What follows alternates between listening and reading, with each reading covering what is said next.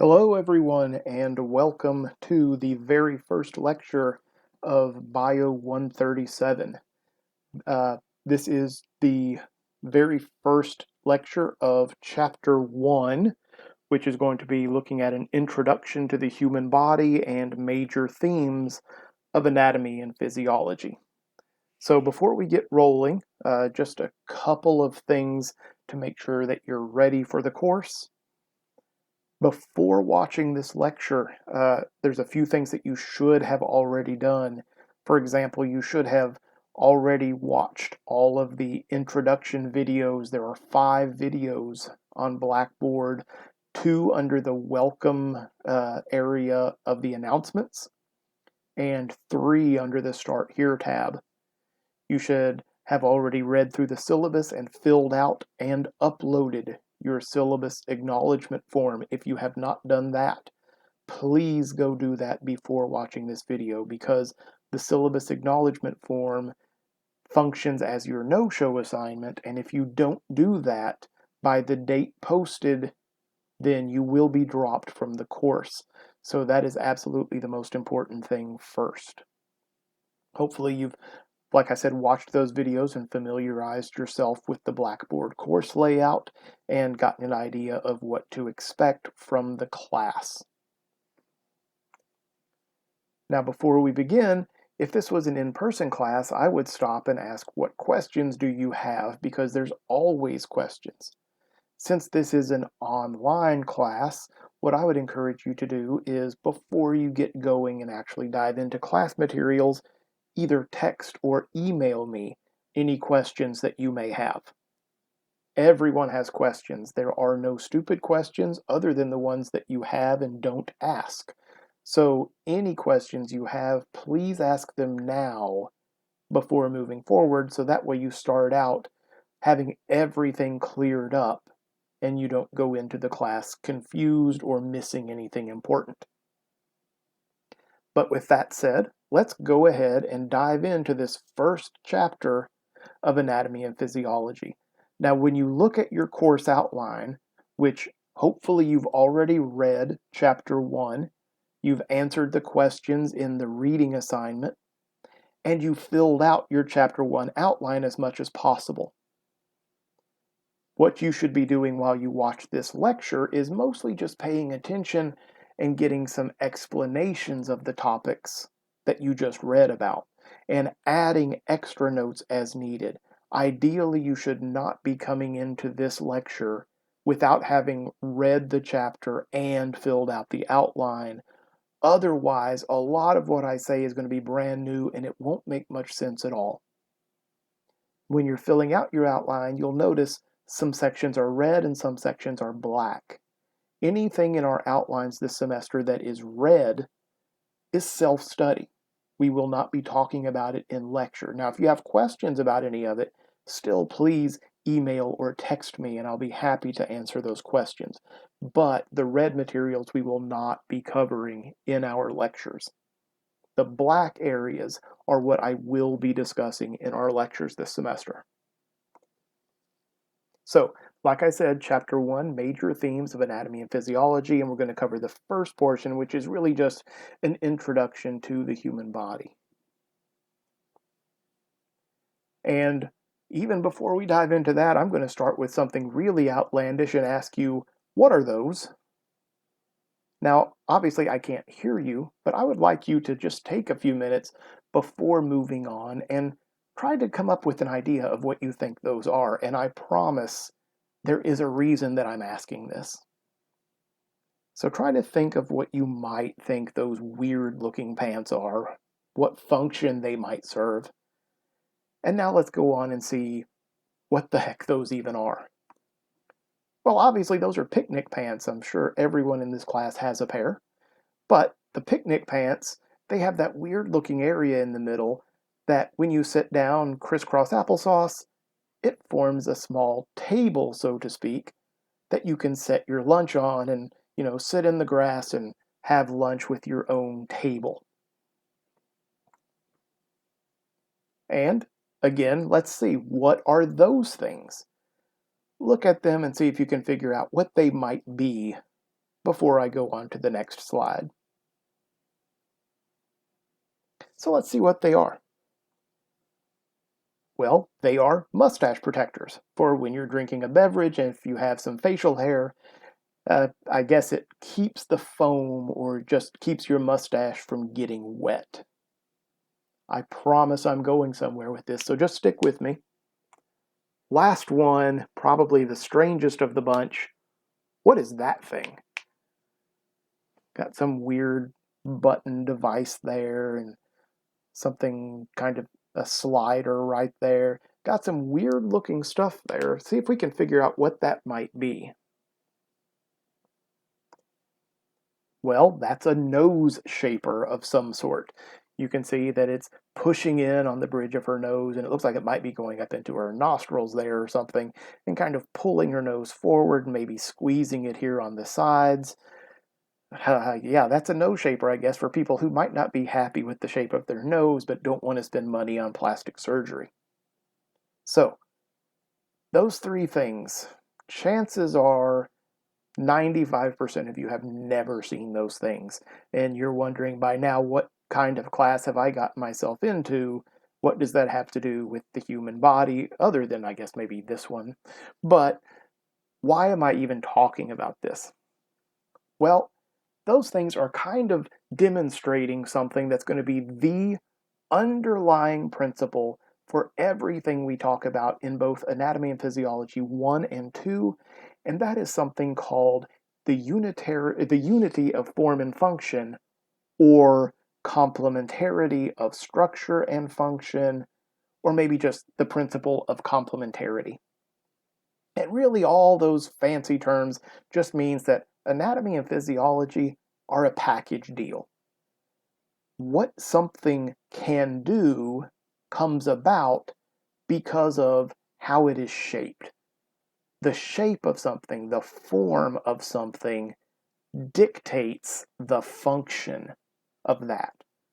And anatomy is the form of something, and physiology is what it does. So that's what we're going to be studying over the next 2 semesters. Now, to tie that into those 3 weird-looking things we just looked at, maybe you were able to guess what they were, or maybe you were able to, get close to what they were. Maybe you were completely off and had no idea what they did. But think about it. When you were trying to figure out what those things did, what were you basing your guesses on?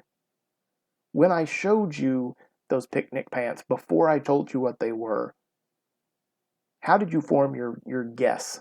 When I showed you that nose shaper, how did you form your guess? Chances are you were guessing what it did based on what it looked like. You were trying to figure out its function based on its form. And that is how anatomy and physiology fit together. So, the scope of anatomy and physiology, like I said, is going to cover the shape of things, anatomy, and the function of things, physiology. So first let's look at anatomy. Anatomy, when it comes down to it, is just the study of form or structure. The study of what something is shaped like, what it is made of. And the word itself literally means to cut apart. And when we're looking at anatomy, there are lots of different aspects of anatomy, different branches of anatomy, different ways to study anatomy, and I'm going to cover a few of them, but by no means am I covering all of them. First, let's talk about auscultation and percussion. Now, these 2 things are what you're seeing in these images here, and they are very, very similar. Auscultation, which is what we see down here at the bottom, is just listening to natural body sounds. When a doctor is listening to your heartbeat, or listening to your breathing, or listening to the sound that your digestive system makes as food moves through. That is auscultation. Up here at the top, this is percussion. Percussion is when we tap at a part of the body and listen to what kind of sounds result from that tapping. Now, we also have something called comparative anatomy. And comparative anatomy is when we look at different species, not just humans, but maybe we're looking at lab mice or lab rats. Maybe we're looking at rabbits or monkeys, just more than one species. And we're comparing them together. And this allows us to discover the reason that human structures have the form that they do. So by looking at what the same structure in a mouse versus a rabbit versus a dog versus a monkey versus a human, and we can see different variations on that, it can help us kind of figure out the reason that something has the shape, the form that it has in a human. Building on that, we also have medical imaging, which is the field of radiology. And this allows us to look at human structures without having to do something that we've done in the past. In the past, historically, if we needed to study a part of a human, we would have to do exploratory surgery. We would have to cut the human open and look at those parts. But now medical imaging allows us to look at those parts using various techniques, X-ray, MRI, CAT scans, things like that. And it allows us to see those parts without having to actually open some part of a person up. Now, we can further divide anatomy into two groups. We can have microanatomy or gross anatomy. Now, gross anatomy, it doesn't mean, yuck. It doesn't mean that's gross to look at, because a lot of us feel that way about body parts in general, especially some of the insides.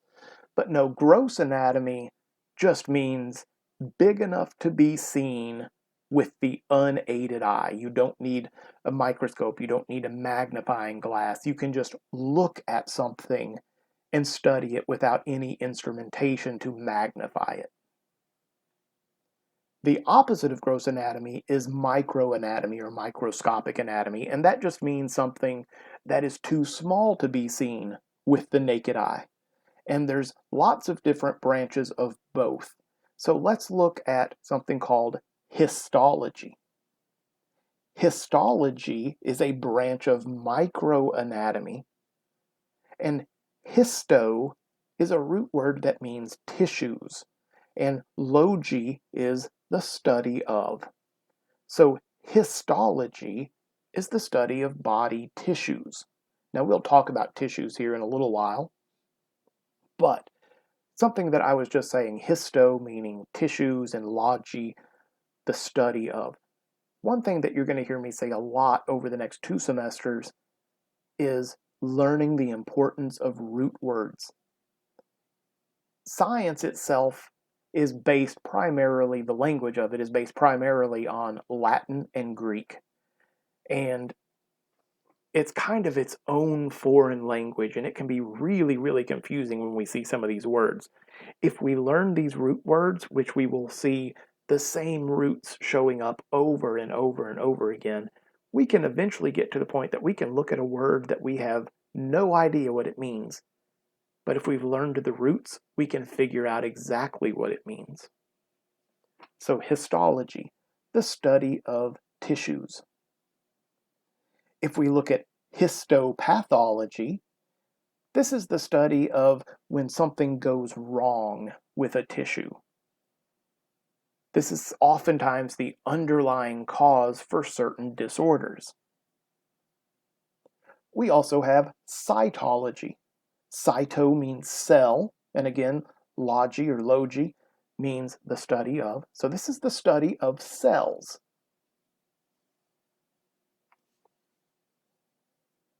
Moving away from anatomy for a few minutes, now let's talk about the other side, physiology, which is the study of the function of the body. And physiology is broken down into different branches based on the organ systems that we're looking at, such as renal physiology, which studies parts of the urinary system like the kidneys or the urinary bladder, the ureters.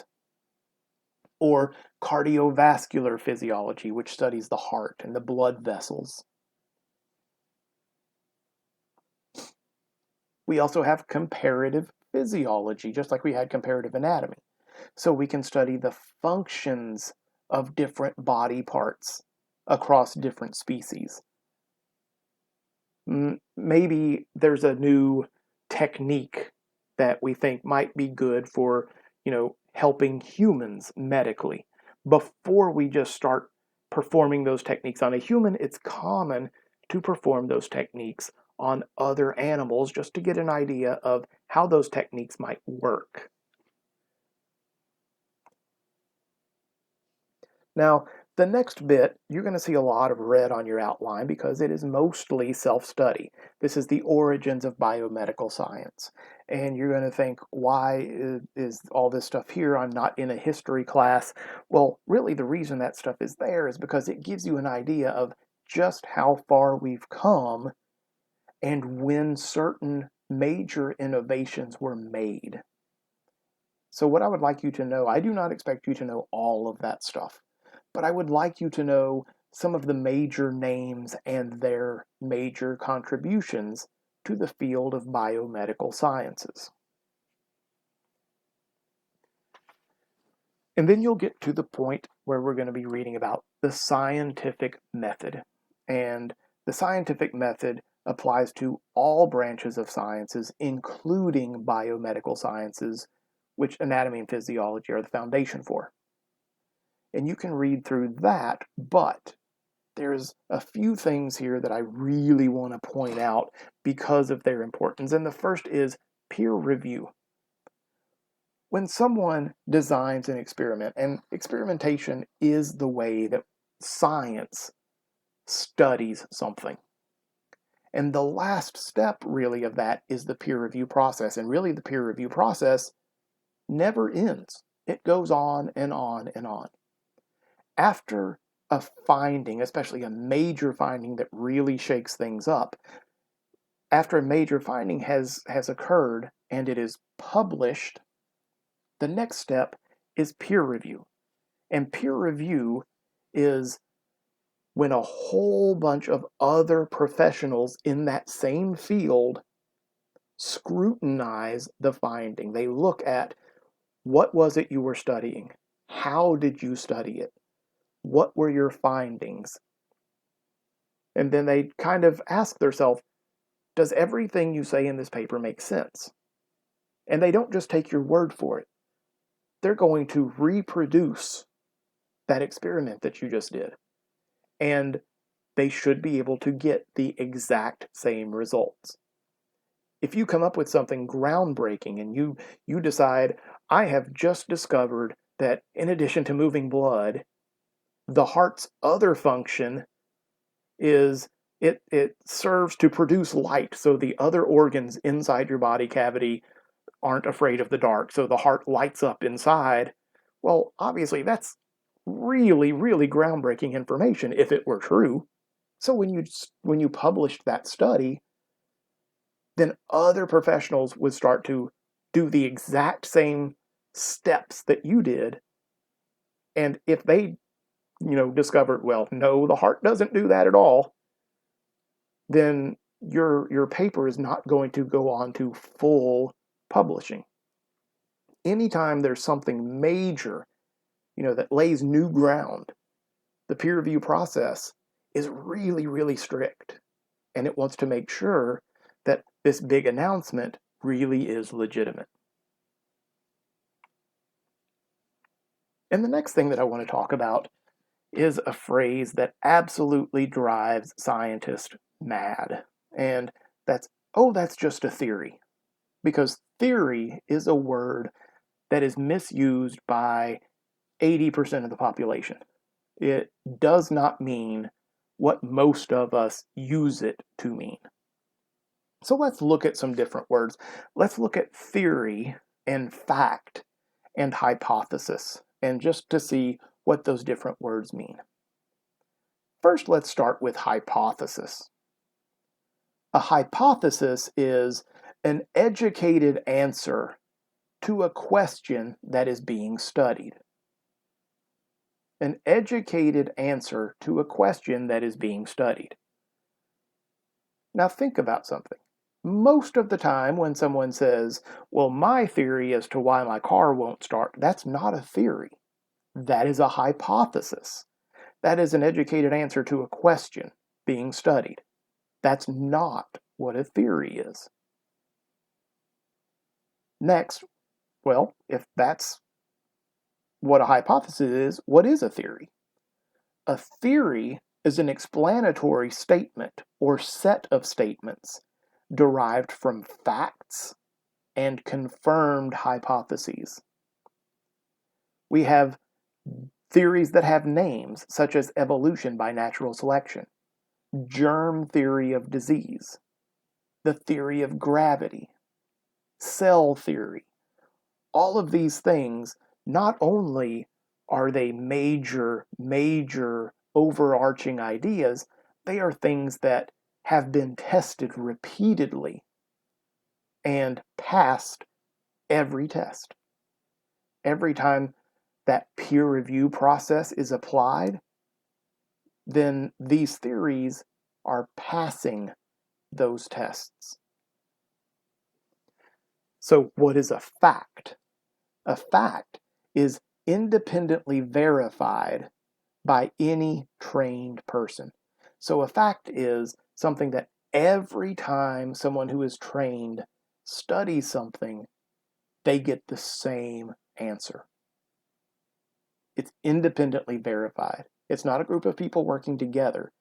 It's a lot of individuals working on their own and coming to the same result.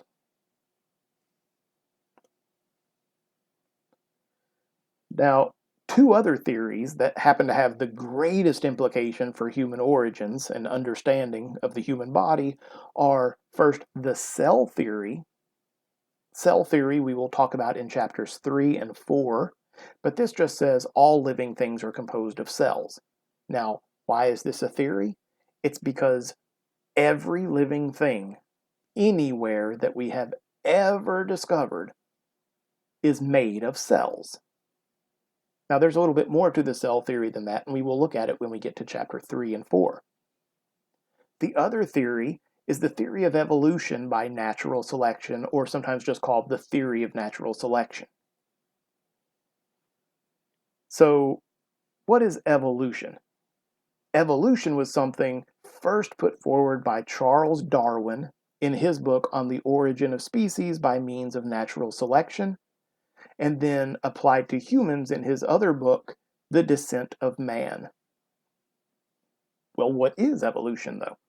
Evolution scares a lot of people because I think they get the wrong idea of what it is. A lot of people, when they hear someone talking about evolution, they automatically shut their brains off and they shut their ears off because they don't want to listen to it because they think that it says something like men came from monkeys or something like that. And that's not at all what it says. All evolution is the genetic change or the change in genetic composition of a population. So if we were to look at the genetics of a population, those genetics change. Now, one thing that kind of drives this home, it doesn't so much apply to humans, but it's just to kind of demonstrate evolution in action. Back at the start of the Industrial Revolution, before everything really got rolling, there were some moths in England. And those moths were kind of brown because they like to live on a tree, and their color matched the bark of the tree. And it allowed them to sit on the bark of that tree and hide, so most of them could avoid being detected and they weren't eaten by birds. Well, as the Industrial Revolution came along, and we started to have a lot of pollutants into the air, the bark of these trees started to get some grayish-white soot building up on them. And now these moths, since they were brown and the bark of the trees was kind of a gray-white color, they didn't have as much camouflage, and birds kept eating them and eating them and eating them. But every now and then, some of those moths were born kind of grayish colored. And the grayish colored ones could hide really, really well on those trees because they blended in. So as the brown population died off, there were more and more and more gray ones. That's the change in the genetic composition of that population. Years later, when there started to be some environmental laws put into place, cutting back on the amount of pollution, we stopped pumping so much soot into the air, and those trees stopped being as gray as they were. And the trees started to become brown again. Now those gray moths stood out, and they were eaten. But brown moths again could hide. So what we started seeing was the number of gray moths dropped off, the number of brown moths increased. That's evolution. That is a change in the genetic composition of a population. The genes changed, and that's all evolution is. So what about natural selection? How does natural selection drive evolution? Well, natural selection says that there are some hereditary advantages. Some individuals have advantages that give them increased mating success. Some things will make an individual more likely to mate and have offspring. In those moths, depending on the time, the gray ones, maybe they were the ones that were living longer and had more chances to mate. And then later on, the brown ones lived longer and had more chances to mate. So those are those hereditary advantages. And hereditary advantages have acting on them something called selection pressures. Selection pressures are what is applied by nature. For example, the color of the bark of the tree because of the soot. Nature gives some individuals increased reproductive success. When the tree bark is gray, the selection pressures give selective advantage to the gray moths. When the tree bark was brown, it gave advantage to the brown moths. And adaptations are the features in the organisms. And these features evolve in response to selection pressures. So the color of the moths, for example. Now, all of these things affect reproductive success and survival. All of those things work together to affect reproductive success and survival. Building on that, talking about DNA, which is where genes are found, human DNA is only 1.6% different from chimpanzee DNA. There is only 1.6% difference in humans and chimps at the genetic level. Here on the left, we see a chimpanzee baby. On the right, we see a human baby. And we can see they are very, very similar. Obviously, they're not identical, but they're very, very similar. And the fact that all of these organisms are related, they have common origin, that's what allows us to use lab animals successfully. If everything was unrelated, then all of these things that we've used lab animals for would never work. But it does work because of that common ancestry. Now, again, back to that whole thing, humans evolved from monkeys. No, we didn't. Next time someone tells you, I don't believe evolution because I didn't come from a monkey, say, you're exactly right. You didn't come from a monkey. And this is just a meme that I found online over on the left. This is not your family tree. Your great-grandfather did not turn into your grandfather, did not turn into your father, did not turn into you. This is your family tree. Here you are. You came as a result of your parents. You are offspring of your parents. And then you have siblings that also came from your parents. Your parents are offspring of their parents. who have relatives of their own. And they came from great-grandparents who have relatives of their own. It does not say you came directly from, or these things turned into. Your parents didn't turn into you. So this is not evolution. The fish did not turn into the salamander, which did not turn into the cat, which did not turn into you. Insert monkey in here somewhere. All it says is there's a common ancestor along the way. And if this was not the case, again, then the whole lab animal thing would never work. But it does. So moving on to human structure. Now we're going to look at the different levels of structural organization, beginning with the largest level that we will study in anatomy and physiology, which is the organism level. An organism is a single, complete individual. You are an organism. Your friend is an organism. Your brother is an organism. Your mom is an organism. But organisms are made up of separate organ systems. An organ system is a group of organs with a common collective function. For example, here we see the digestive system. The function of the digestive system is to extract nutrients from the food and drink that you consume. Now, an organ system is made up of organs. Now, the organs of the digestive system all play different roles, but all of those roles function to allow you to extract nutrients from the food that you just ate or the drink that you just consumed. So what's an organ? An organ is a structure composed of two or more tissue types, all of which have a collective function. So an organ is made of tissues that work together. If we look at just your stomach, for example, your stomach breaks down the food that you just swallowed before it moves on to your intestines. So your stomach is there to break food down. Now, it's made of several different tissues, and all of those tissues work together to allow it to break food down.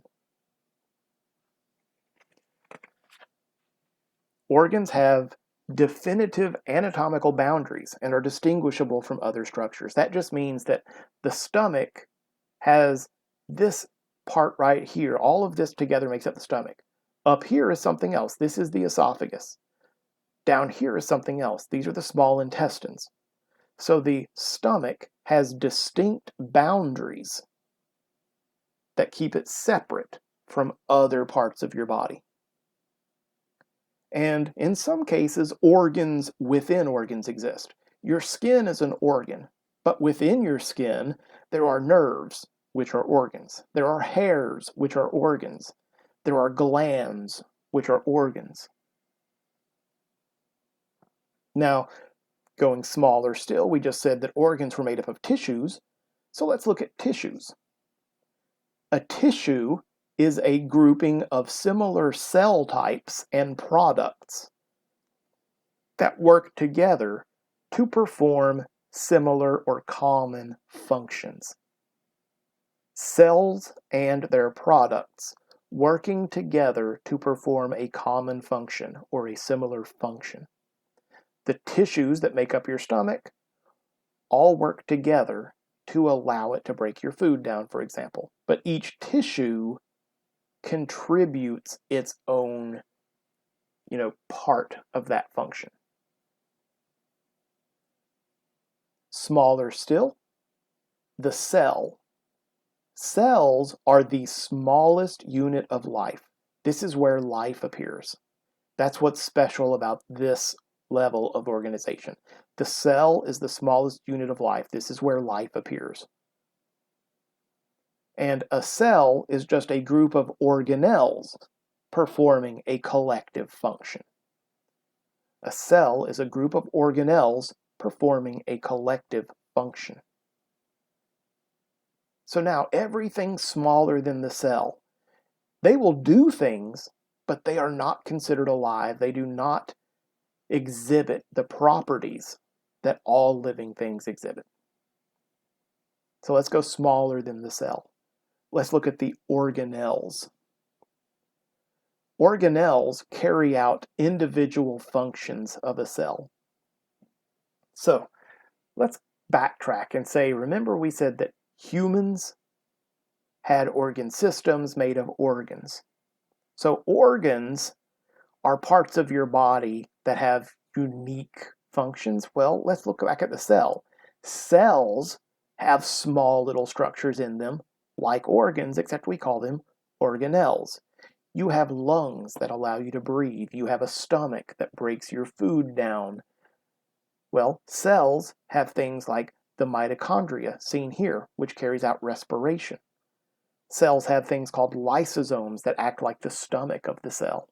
We'll learn all about those cell organelles when we get to chapter 3 and 4. So an organelle is something that carries out individual functions of the cell. Going smaller still, we're going to have big things called macromolecules and smaller things called molecules. So organelles and other cellular components are composed of molecules. Molecules are small. When they're really big, we call them macromolecules.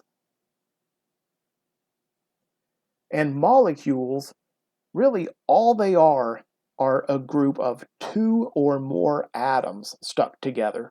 So atoms are the smallest structures that we will study in anatomy and physiology. There are smaller things than atoms, but that's in the realm of chemistry and physics. We will not discuss them in biology. We might mention them a little bit in chapter 2, but atom is the smallest thing that we will really study. So atoms are the smallest particles with unique chemical identities. We'll learn more about that in chapter 2.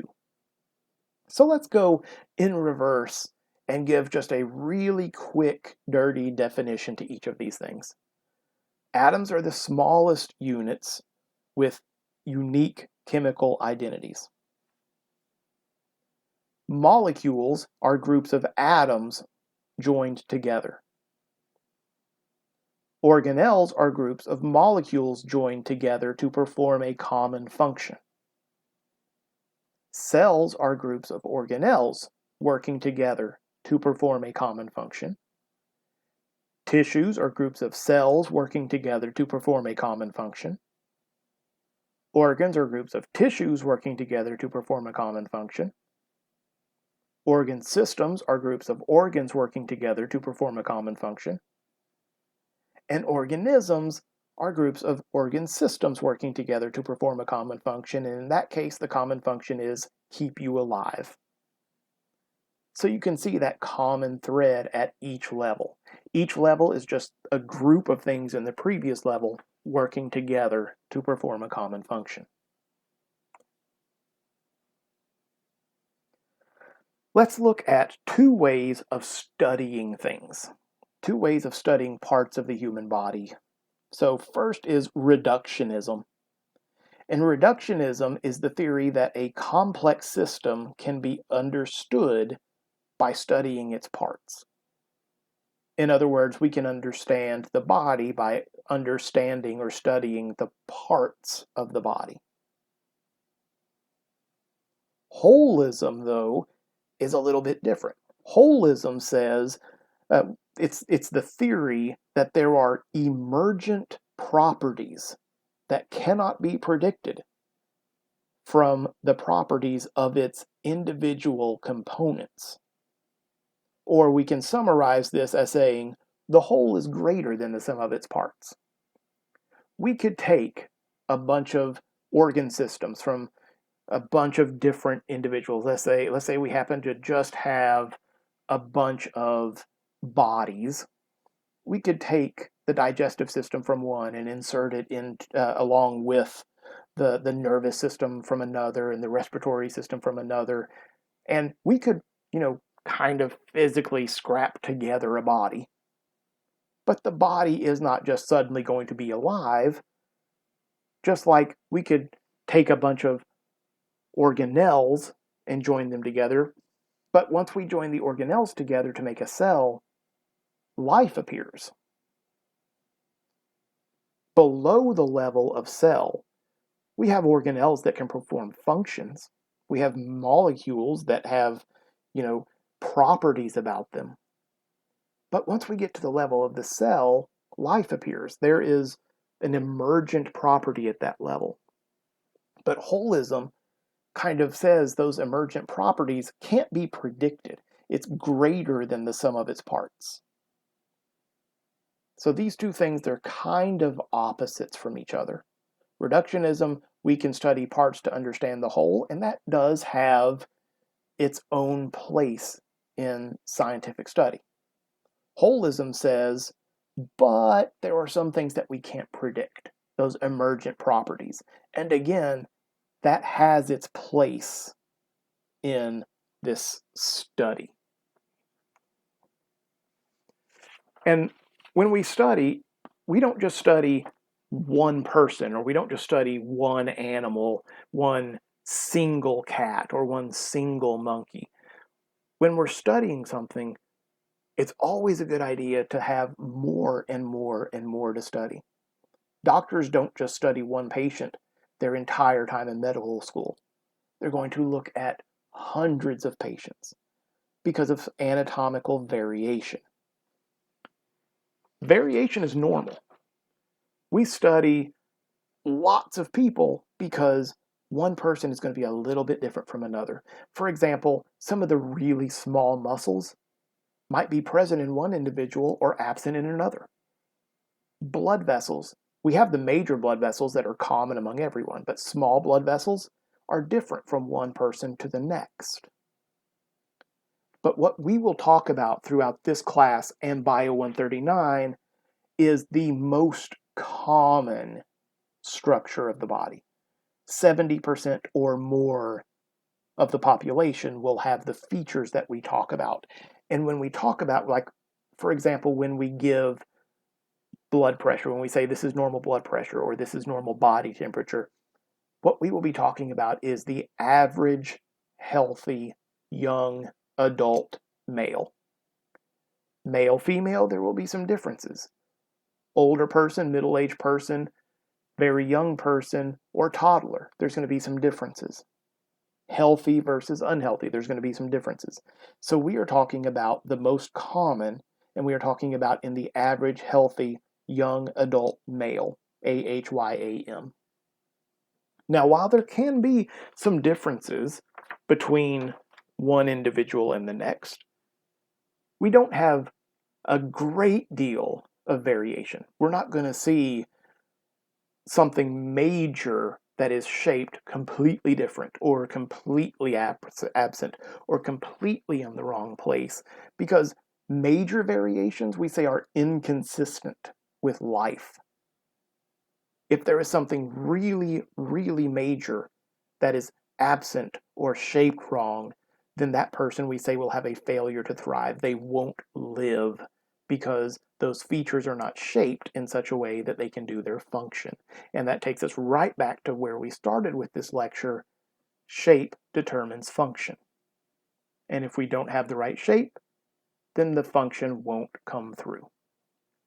All right, so I don't want to overload you. That's going to be where I stop the lecture for today.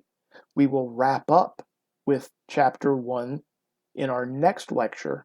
And if you have any questions at all, please email, please text. Take care.